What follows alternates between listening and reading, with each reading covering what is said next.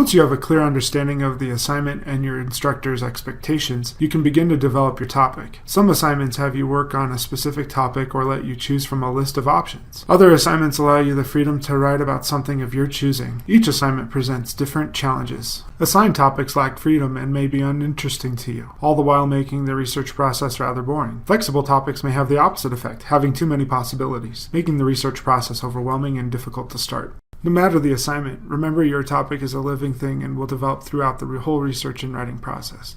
That is, as you read background information, gather research to support your arguments, and write drafts of your paper, you will revise and define your topic. You might initially choose too broad of a topic in your research paper and will throughout the research process narrow it down to a more specific and detailed topic. Or you might choose too narrow of a topic, finding almost nothing in research to help you with your assignment. In this case, the research process will involve removing elements in ways to broaden your topic. Don't spend too much time on this now. The searching portion of research will bring this element to light. To start, try some discovery. Do some preliminary searches on the topic that fits well with the assignment. Try searching on Google, the Oxford and Cradle references available on the library's website, or even using Wikipedia. This discovery will likely give you some ideas on what approach to your topic you wish to research, such as the historical, sociological, the geographical, or the combination of two topics and their effects on each other. This will help you decide your next steps.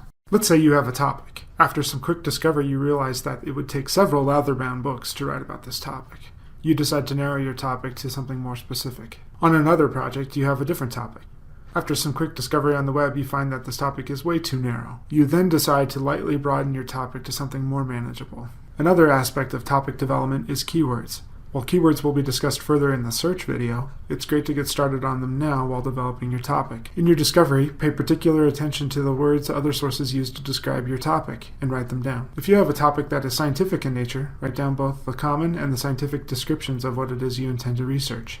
If your topic has an acronym, be sure to write down the full name. Once you have a general understanding of your topic along with some keywords, you are now ready to start searching.